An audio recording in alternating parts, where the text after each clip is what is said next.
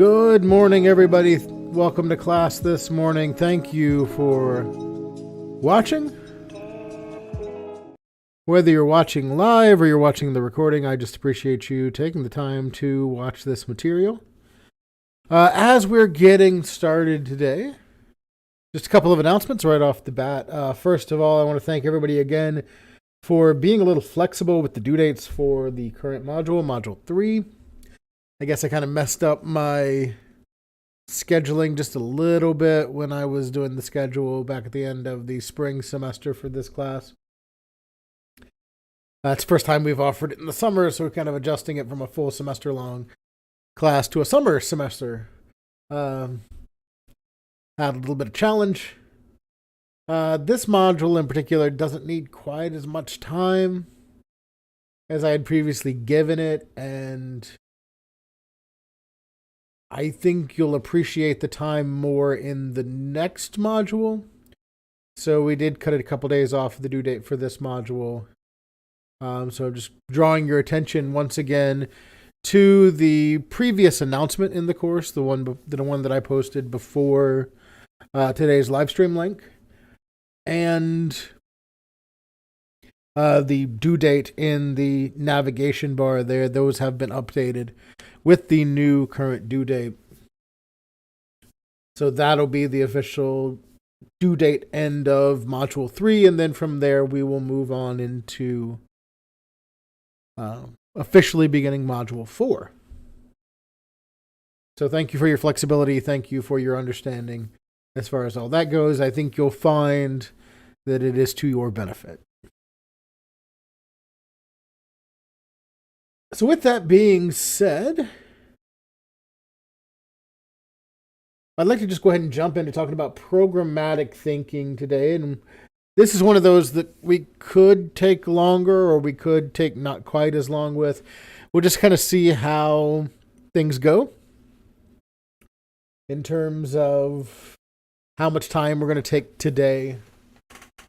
Try not to go past an hour as it is, but might be a little bit shorter today, just depending on how things work. As you're watching today, or as you are watching the recording, if you're live with me, I am monitoring the live chat as well as Teams and email. If you have questions to send in during the live presentation today, or if you are watching the recording, feel free to send in questions via email or via Teams, and I will answer them as soon as possible to the best of my ability. So we're talking about programmatic thinking today, and this is one of those, this is where we're starting to get into the nitty-gritty of kind of what we're doing here. The last couple of modules, they've been about, kind of behind the scenes, how background things work, or how we've gotten to from where we were to where we are. And now we're actually starting to kind of get into get to the core of the discussion of the course, right? Which is programming, web development, databases, right? So I want to start out by getting us to think more like a programmer. And it is a bit of a special way of thinking, right? Like when we consider this idea of programming, what we're talking about here is basically something that, many of you, most of you, maybe all of you have never really done anything with before. You've never been required to think in this sort of way. You've never done anything like this previously. Because really what we're talking about at the core of programming is really everything about programming is about solving problems, right? And so as we're approaching solving a problem, you can kind of think about it in the same way you would think about like a repair person, right? Like if I'm a repair person or whatever, right? And I'm going to go to somebody's house to work on a job. Maybe they need to fix their washing machine or whatever. I have a toolbox with a set of tools, and so my job then is to diagnose the problem and use the tools and the parts in my arsenal to be able to fix that problem. And so this is a common way that, kind of things in business sort of work. Right? But when we're talking about programming here, we're talking about kind of taking that general problem solving standard and turning it on its head a little bit. Right? Because we're still solving problems, we're just solving them in a specific way. Whereas, in the example given here, we have a problem that we can identify. And once we identify it, we know a set way that we can solve that problem by switching out parts or making repairs. Right there. Once we identify the problem, then we're able to draw a straight line between the problem and the conclusion. With programming,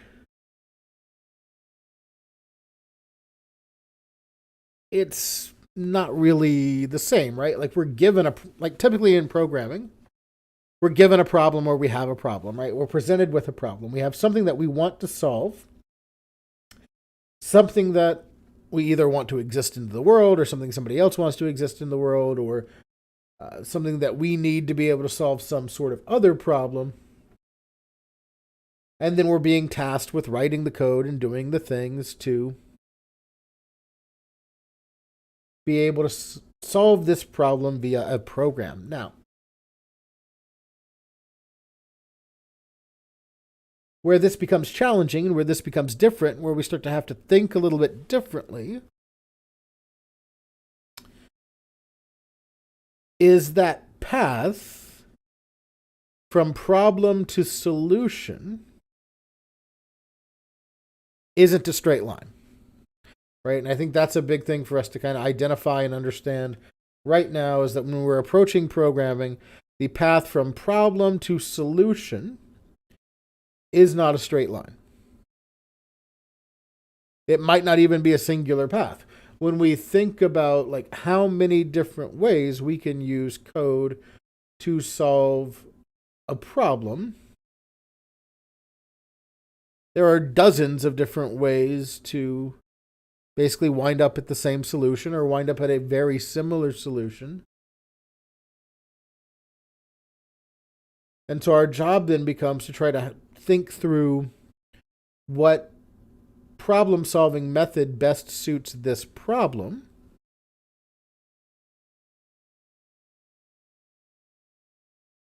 and how we can do it with our own set of skills. Right? Because our own set of skills and our own set of understanding of programming is, in and of itself, a limitation that we have. Right? So essentially the pathway then becomes, within what I know and what I'm able to do, how can I solve this problem in the most efficient and effective way possible? Which is not something that we have to typically think about, right?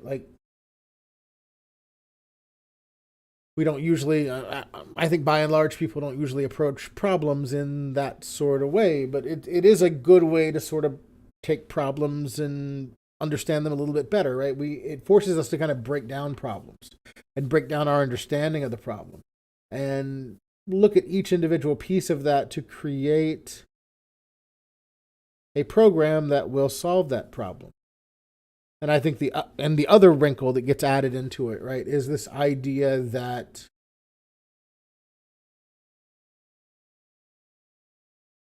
it also involves the computer. Right? You're not just solving the problem, but you're solving the problem by writing instructions for something else to follow, which introduces a whole new wrinkle into things. And those instructions have to be super specific, and it has to be in a certain order, and you have to being mindful of the characters that you use, as we've talked about previously, right? Like an uppercase letter and a lowercase letter to a computer are two different letters. Right? So when we are thinking about kind of how we're thinking, there are some ways that we can kind of examine these things. And I do kind of want to run through some of these slides really quickly here. And the first thing that I want to do is I want to encourage you all to do something. Right? And it's something that I encourage students to do every semester. I don't require it. Right? Because it really is more of a personal thing, in my opinion. Right? The way that you kind of break down a problem and work to solve a problem. So if I were to require it as a part of a programming process, I would really just want to see that you did it more so than what you actually did with it. But the first thing that I want to encourage you all to do is to start by writing things down. Right? And this is something that I try to model as a part of my programming process. Before I sit down and I write and I write the code to make a program work, I sit down and I think out all the steps that I need to do for this program to work. I break the program down into steps. And so we can do that in a much easier way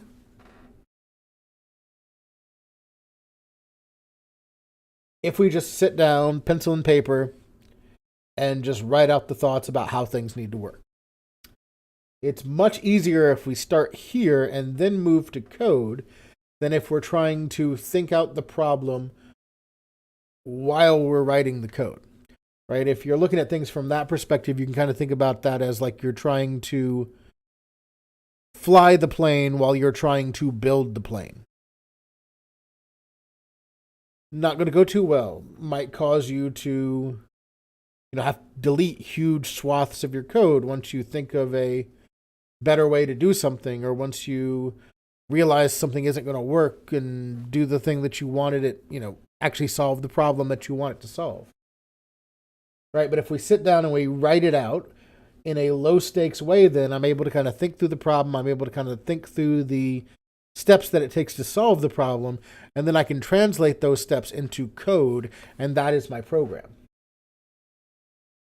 So I can guarantee you all that it'll be a lot easier if you think through how the program should work first. If you go ahead and write down that algorithm, right? I believe we defined algorithm before. If we haven't, let's go ahead and define it now. You've heard the term algorithm before, I'm sure. Algorithms are, the term algorithm sounds big and scary. It's not. Right? All an algorithm is an algorithm is just the series of steps that you take to solve a specific problem. Right? So when I'm thinking about an algorithm, what I'm thinking about is everything I need to do to solve a problem. And you can have an algorithm for something as complex as, recommending social media posts, which is usually where we hear about algorithms, like in the news and stuff. Or your algorithm could be something for like making a sandwich. And what are all the steps that I have to do, and in what order do I have to do them to make a sandwich? And so when we think about things like that, we might think, well, we don't normally think in this sort of way. Well, we kind of do, right? It's just more passive instead of active.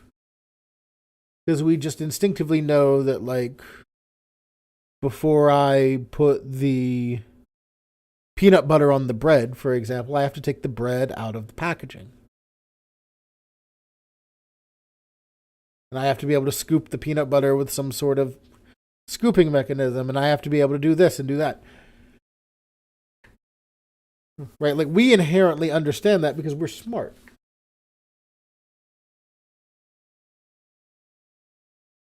And we have an inherent understanding of just things that we're supposed to do. Our computers, on the other hand, don't. Right? This gets to one of those points to where, like, if we were in class working on this together, I would ask you all the question, are computers smart? And some of you would say yes, and some of you would think it's a trick question and say no, and then I'd go no. Computers aren't smart, right? Computers, for all intents and purposes, are dumb. Right? Because unlike you and I, who can, have an inherent knowledge of things, who can understand things using context clues and inferences, who can see similarities and differences in things, a computer needs a list of explicit instructions, which is our program, to be able to do everything that we want it to do. Right? So we tend to leave out steps in our thinking because we just kind of understand, oh, that's the way that things work. Whereas our computer, we can't leave anything out for our computer. Our computer doesn't know that. Right? Because our computer's dumb. It needs an explicit list of steps.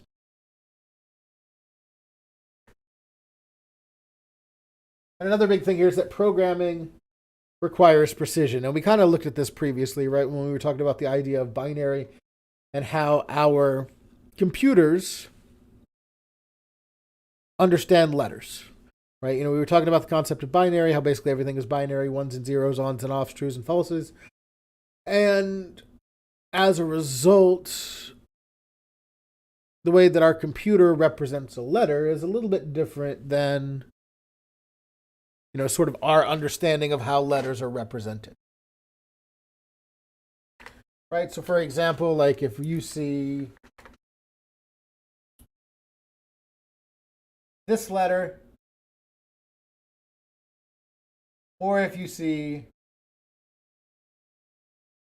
this letter, right, and it's a bit of a stylized one there, but we have a decent understanding that, that's the letter A. Whether it's the uppercase A or the lowercase a, you and I were able to read those as the same letter. And if we see this word,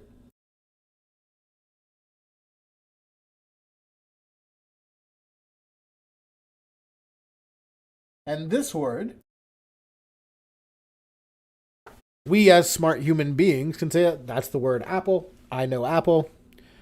They're both the word apple. They're both the same. Not to our computer. The way that our computers look at characters is completely different. And as such, that makes these two letters and these two words completely different as our computer looks at them.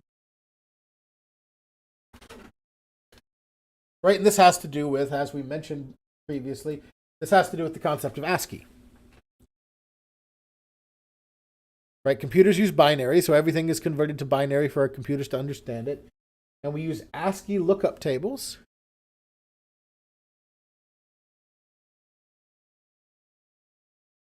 to convert a binary value to a numerical or to a character value. And so if we look at one of these ASCII lookup tables, they look a little something like this. Let's full screen this so you can see this just a little bit better.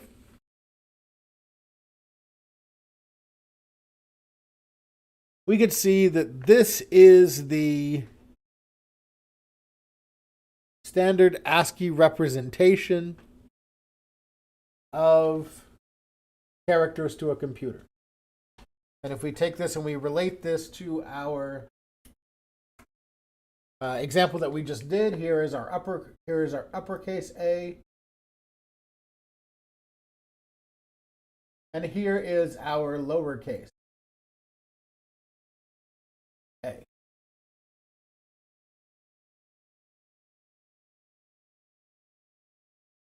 And so we can see here the number that's kind of important to us at this point in time is the first column value here.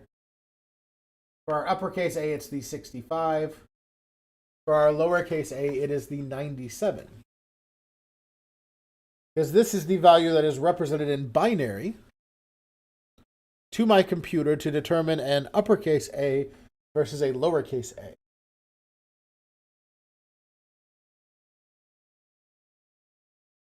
So my computer basically gets the binary converted version of 65, and that gives it an uppercase A, and the binary version of the lowercase a being the binary conversion of the decimal number 97. Now, if we wanted to, we could kind of approach this and we could say, well, what are those binary numbers, right? So if we say our uppercase A is a 65,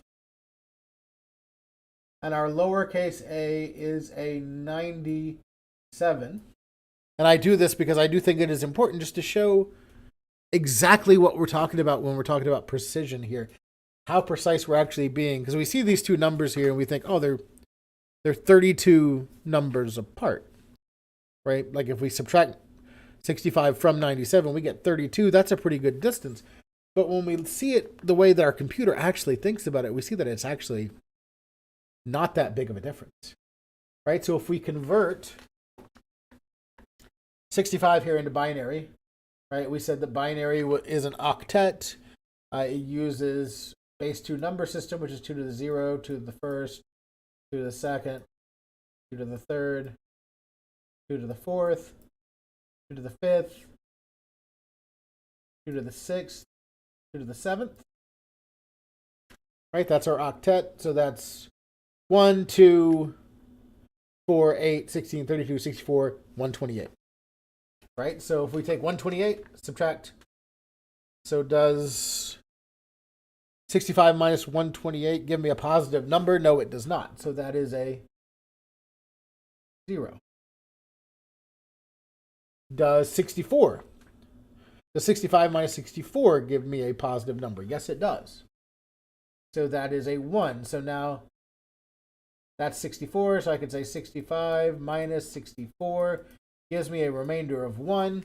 And so now that's my number. Does 1 minus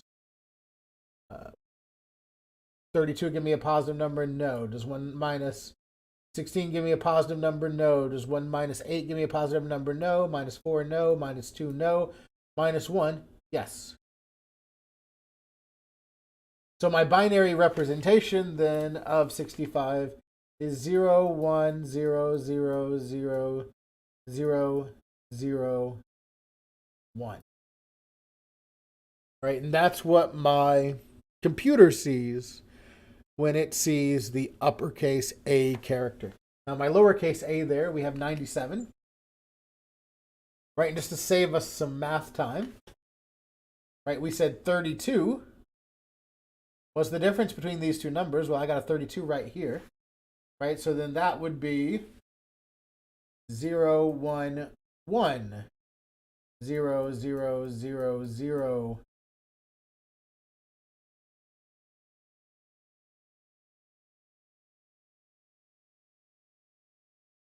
1. Right, so in decimal, it's a 32 value difference, but in binary, we see just how important this precision really is, just how precise things have to be. Because what this actually is 1 bit of difference. Just one electrical impulse that fired or didn't fire. That is the difference between an uppercase A and a lowercase a. That is the difference between the computer understanding what you mean and not.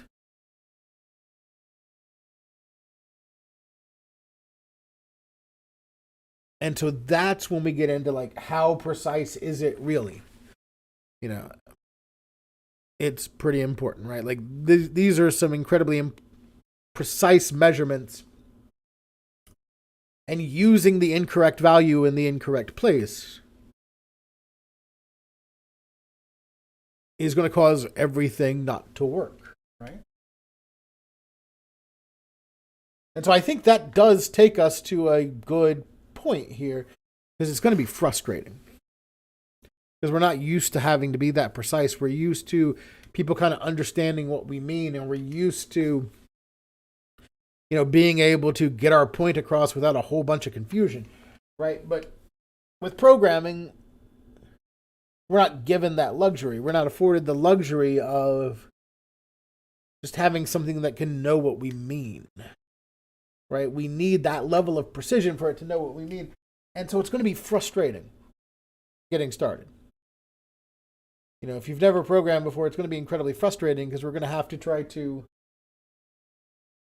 you know, deal with learning something new, which is always challenging on its own, while also having to deal with our computer, which is going to throw a fit at the slightest error. One of the big things that we want to be able to do up front is we want to be able to get comfortable with not knowing. Right? And this is one of the most challenging things that we can do. Like right out of the gate, everybody wants to be good at everything all the time.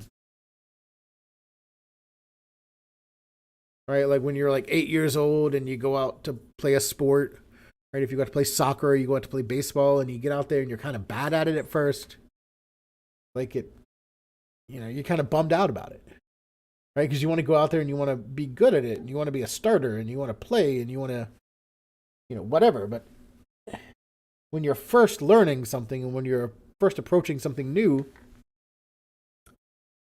you're probably going to be bad at it. And there's probably going to be a learning curve there, and there's probably going to be challenges and things that you have to overcome in your learning process. So even though it's human nature to want to be good at things and want to be able to know everything right off the bat, like one of the things that we have to be able to understand here is that you're not going to be able to understand everything about programming right away. With some people, it takes a long time before the light bulb finally goes off and they're able to kind of figure it out. Some people pick it up quickly and they're able to, you know, kind of pick up and run with it. And other people, it takes a long time before that happens. So a big thing out of this is not to get discouraged, not to get down.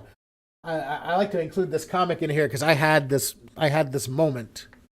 I had this moment several years ago. Several years ago when I was working on my master's degree. I have a master's from ECU in IT with a specialization in game and simulation development. Right, and so one of the things that we were doing was we were building one of the intro classes, we were building a little puzzle application. And the code went fine, the interface went fine. The problem happened when it came to compiling, being able to take my program from code to an exe that I could install or run. And every time that I tried to compile it and it failed to compile,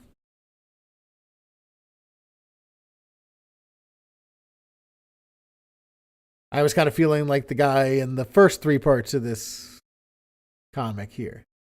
Right? It was discouraging.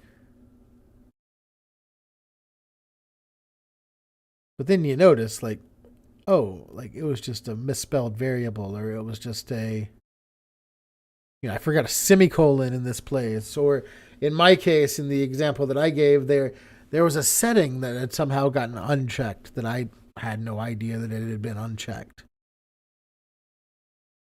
That was causing the compilation to fail. It wasn't even my fault at all.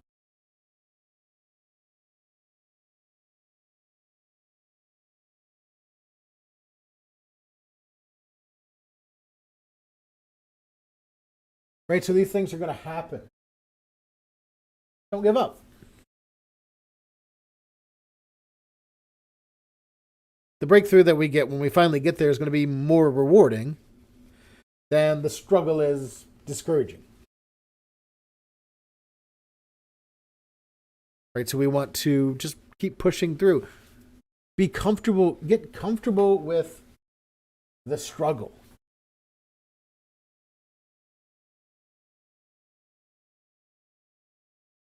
Because that's when we really make these breakthrough moments, is when we're actually trying to figure it out. Right? Coming to me for help right away if you don't understand something, might not do much for you. Right? Because I can help you and I can guide you in the right direction and I can give you, basically give you the right answer. But then 1 week, 2 weeks, 3 weeks later, you're struggling with that same issue because you still have that barrier built up between your understanding of how the problem works and how we can solve the problem. So try first. Try a lot. If at first you don't succeed, try again. Now, if you get to this point where you're banging your head against the wall, trying to figure something out, if all else fails, ask for help. Even people that have been programming for years need some help sometimes. Sometimes all it takes is another set of eyes to notice, oh, hey, you forgot a semicolon there. Or, oh, hey, that's an uppercase when it should be a lowercase. Because I know, especially for me, like when I've been looking at code for long enough, it all just kind of starts looking like runic symbols more than it does letters and numbers and punctuation. So reach out, ask for help.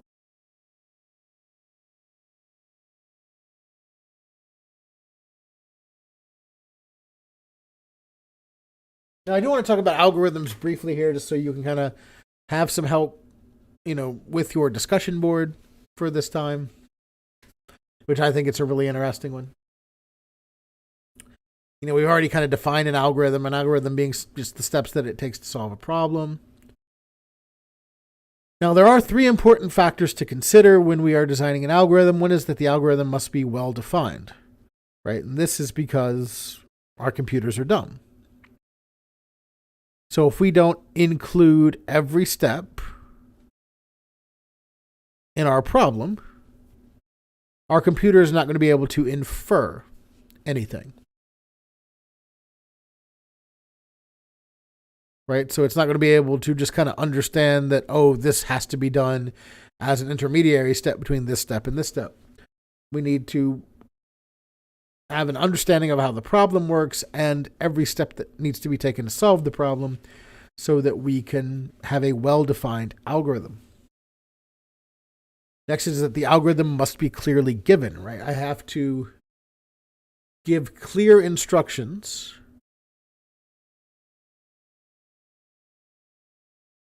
about what the computer should do with the program, right? Like, I can give you part of the step that it takes to solve the problem. Like, I can say, oh, take this object and put it in a box on the other side. Put it in the box on the other side of the room. And so I've given you that step. You need to take this object and put it in a box on the other side of the room. But then you look at the other side of the room and there are 4 boxes over there. Well, which box does this item need to go into?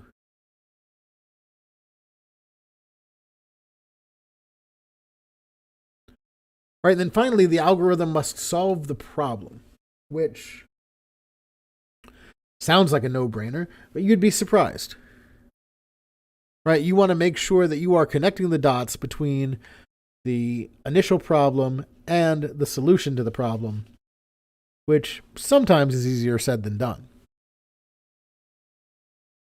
Basically, at the end of the day, you want to make sure that your algorithm actually does what you intend it to do. And so with that, I think we're done looking at slides for the time being.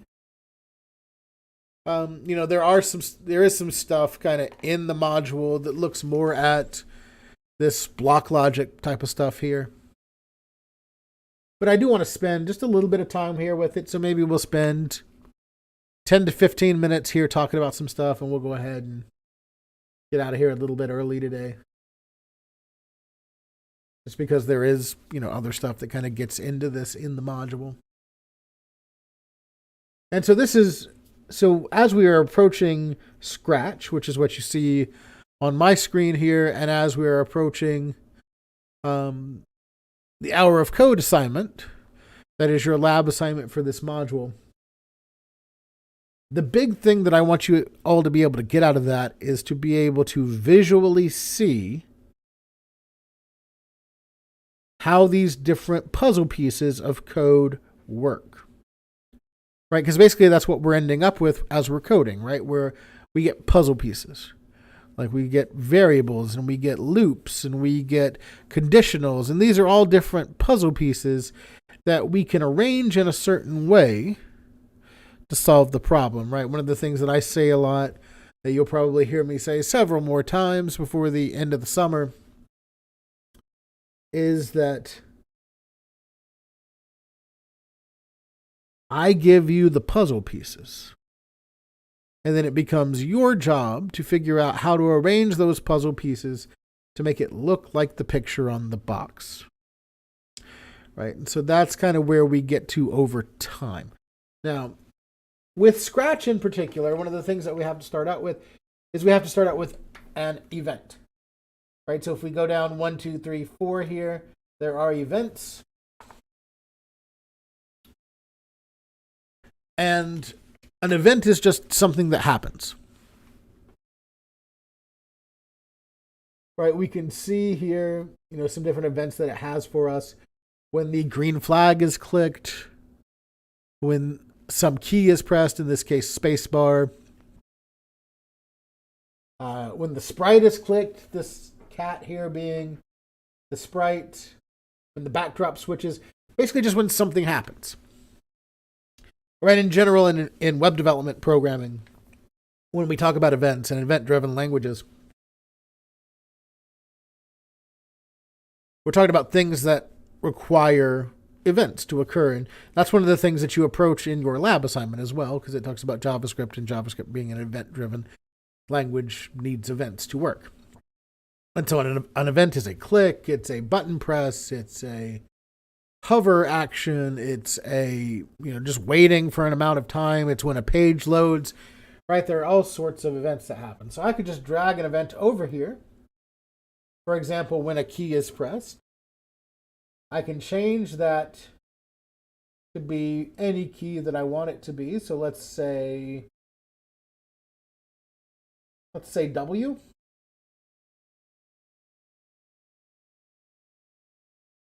And now I can do things with that.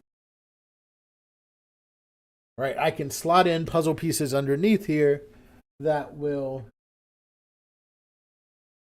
impact our character when I hit the W key on my keyboard. Now, one of the things that I could do is I could add a variable to this, which I think is pretty cool. So let's click on variables here. It's the 1, 2, 3, 4, 5, 6, 7, 8th one from the top. And so what I want to do is I want to make a variable. And so a variable is a very unique thing in programming, right? When we think about a variable, I like to think about a variable as, and this is something that you'll hear me, especially if you continue in the programming and web development degree here and you take more of my courses, you'll hear me say this 100 million times. I think of a variable as like a shoebox. It's like a container, right? So we have this virtual container that I can take and I can put a label on, right? Like you might have something in your house, like you might have a big tote that you've taken and maybe, put some tape on and wrote on it, or just wrote on the side of the tote, and you put like Christmas decorations on there, and then you put Christmas decorations in it. So when we're talking about a variable, all we're really talking about here is a container. And I'm able to put data into this container, and I'm able to take data out of this container. And then one of the great things is that the name on the container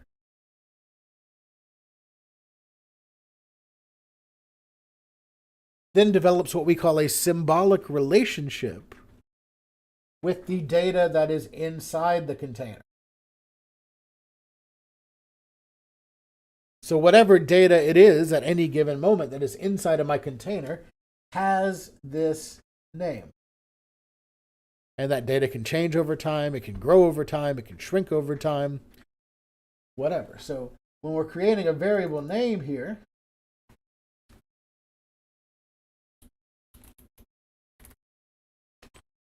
we can name our variable basically whatever we want it to be named, and then it will have that relationship with whatever's inside of it.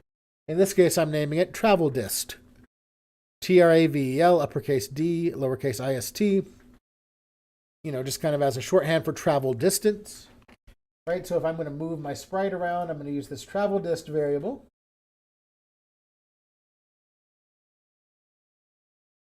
And now I can set my travel dist variable to a value. Let's say 15.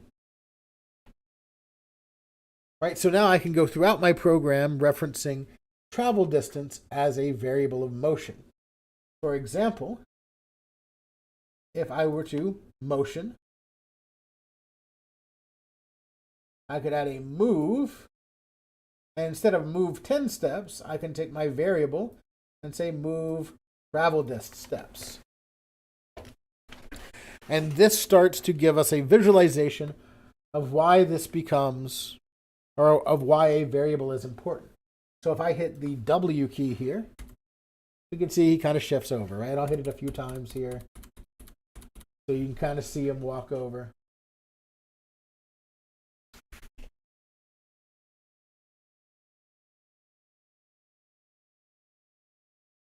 Right, so if I had a super long program here,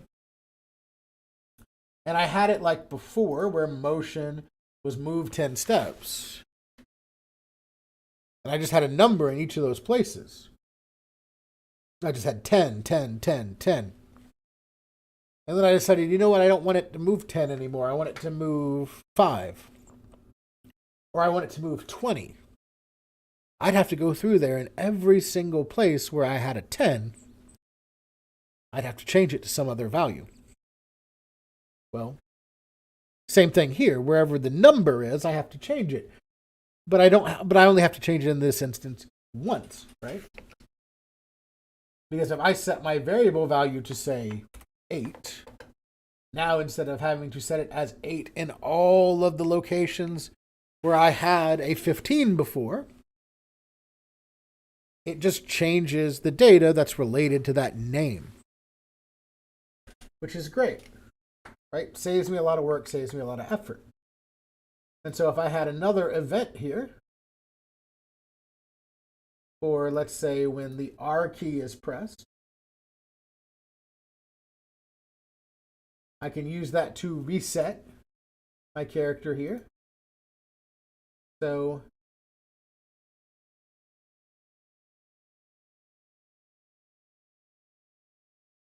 we can set him to a Y location of 0 and an X location of, let's see where 180 is. So if we press R,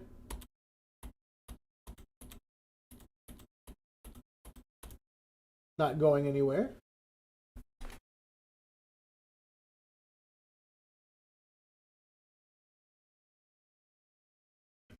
Let's change our Y distance to 0, or our X value to 0, and there we go. 0, 0 is the middle of my screen. So if I want to move him to the right, I can press W. If I want to reset him back to the center of my screen, I can press R and reset him. So we have two events here. One is W for when a key is pressed.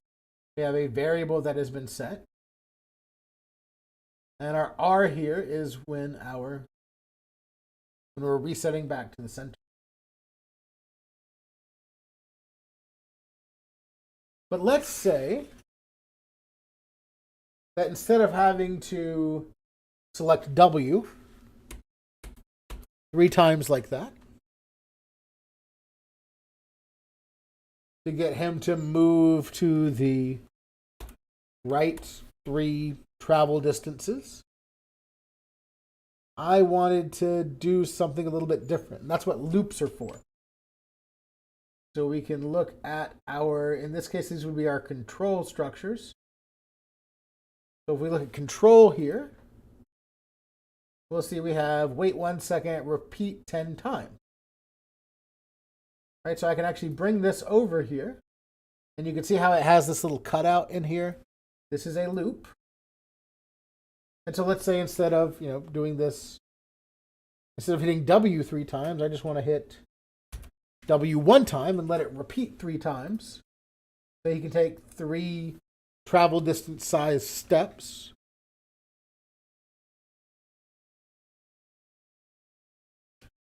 And so I just slot that puzzle piece inside of this loop. And now he'll take 3 travel distance steps, right? It's going to do that same thing where he's moving travel distance number of steps, and he's going to do it 3 times. It's going to get to this arrow here, go back up to the top, do it again, go back up to the top, do it again. So if I reset my guy here, an interesting thing to do here is to watch a number. So let's say, right, let's create a variable here and let's call it X location or X lock. And I'm going to want to just display this variable. So I want to go to events and I want to say, actually, no, I don't want to go to events. Where is what I'm thinking of? Where is it at?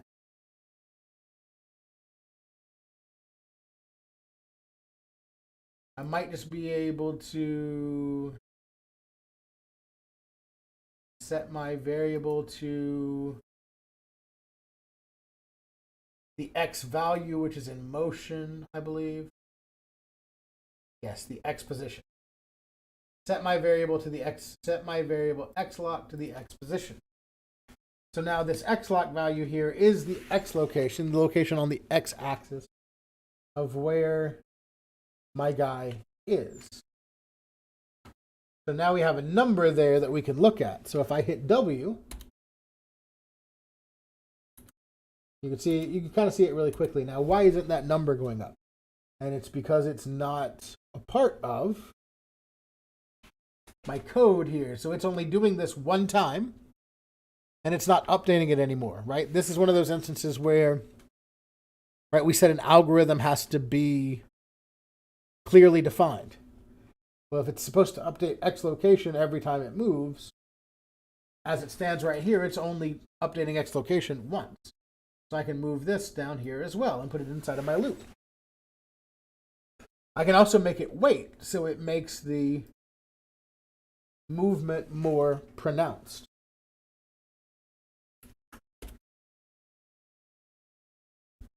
Right, I could also do that. I can duplicate that here, put that over here, remove that, delete that.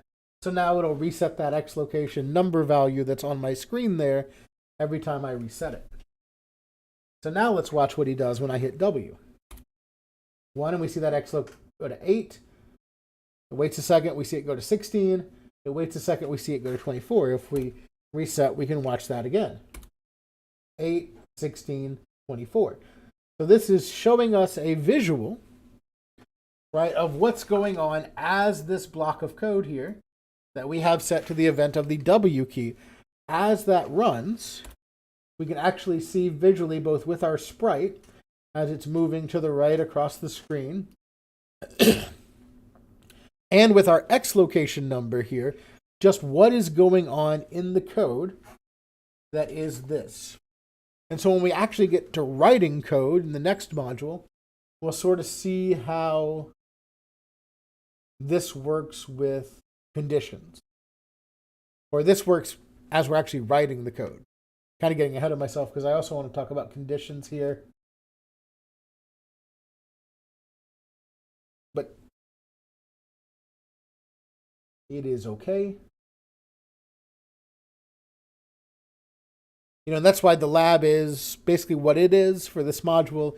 It is essentially set up in the same way as Scratch is, but it is more of a guided practice sort of thing just to kind of get your feet wet. I encourage you all to continue going back and using things like Scratch here as we're progressing, if it helps you understand the code that we're writing.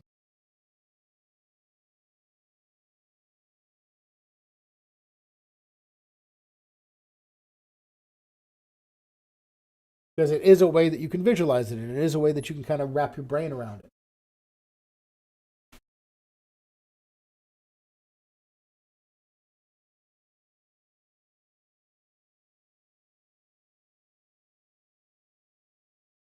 So another thing that we could have is a conditional statement, which a conditional statement allows our programs the opportunity to make choices.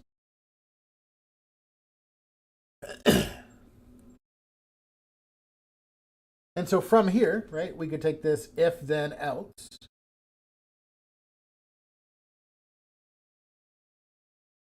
Block. And we see this weird shape, right? So we've taken this if, then, else block. And now we see this weird shape here.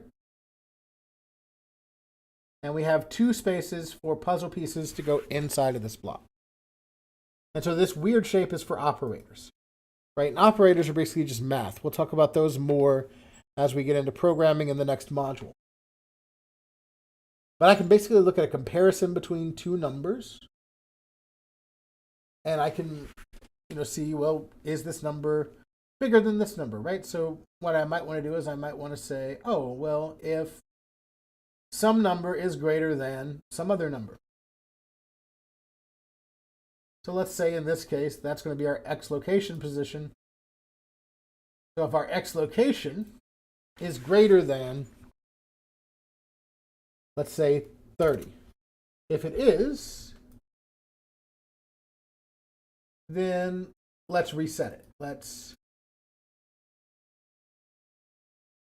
set the Y to 0. Let's set the X to 0.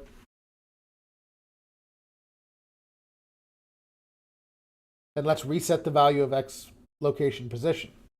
Now you noticed me duplicate that block of code, right?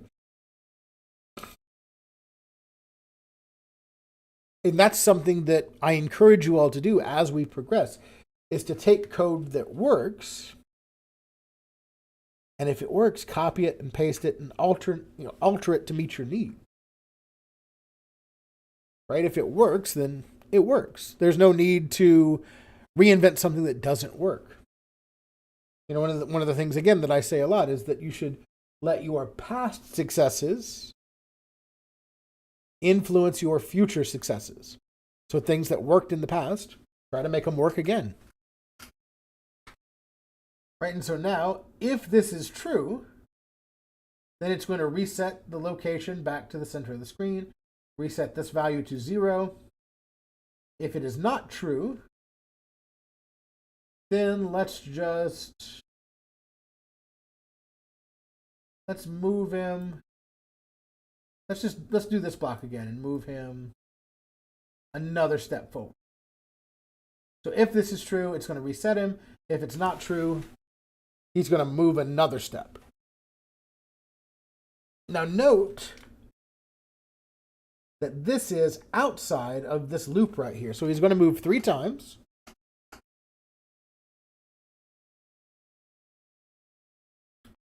He's going to move 3 times. And then it's going to look at that value and it's going to say, okay, is the X location value, is the location of my sprite on the X axis, is that greater than 30? Well, right now, with the way that our code's set up, with travel distance being 8, it is 24, so it's not. And so this operator, this comparative operator, would be false. So it would skip setting it here, resetting him to 0, and move him another step. And then we've reached the bottom of our program, and he's done. So if we reset our character now, we see that he is at an X location of 0 right now. If we were to run him at this point, what we should expect to happen is that he should move 3 travel distance steps. Right now, those travel distance steps are set to 8. So he should move 24 pixels to the right.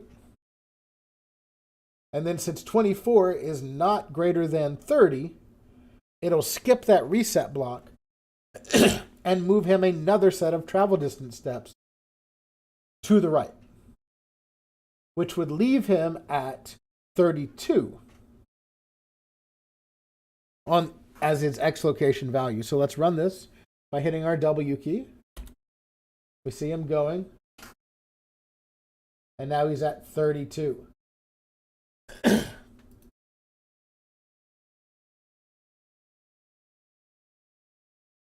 So let's reset him manually here by pressing R. What if we changed our travel distance value? What if instead of 8, it's now 16? Right, so now he's going to move 3 travel distance steps of 16 pixels. So he's going to move 16 plus 16 plus 16. So he's going to move out 48 pixels. 48 is greater than 30. So he will be automatically reset after 3 travel distance steps. And this part right here where he's moving one more won't get touched. So let's hit W now and watch that run. We see him move 16, 32, 48, and we see him shoot right back without any interference from me. And so there are videos in the module and things that show you these different blocks in a little bit more detail. Right? I know I kind of moved through it kind of quickly here, and I think that's okay, right? I think one of the things that's more valuable to you all is kind of getting in here and getting practice yourselves. And so with that being said, that's kind of all that I have for you for today. So if anybody's got any questions, who's here with me live, we'll go ahead and take them, put them in the YouTube chat, put them in Teams, put them in email if you would like. Right, and I can answer them to the best of my ability. Otherwise, that's all we have for today, so we'll go ahead and start wrapping up. We'll just hold for a minute or so here.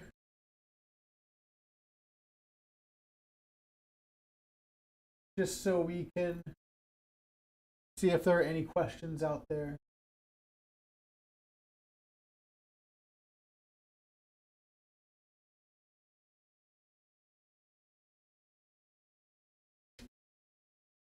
Hope you got something of value out of this today.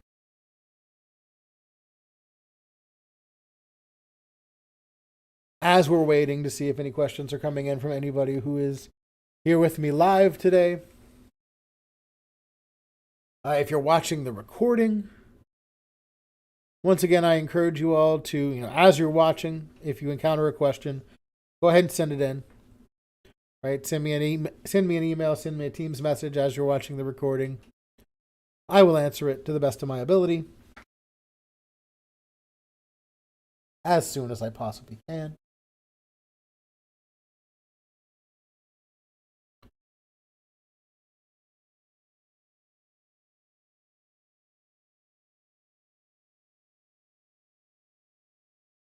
Since I'm not seeing any questions coming in, we'll go ahead and wrap it up here for today. I want to thank everybody once again for watching. If you think of a question later on, feel free to email or Teams message it. Thank you for watching. We'll see you next time.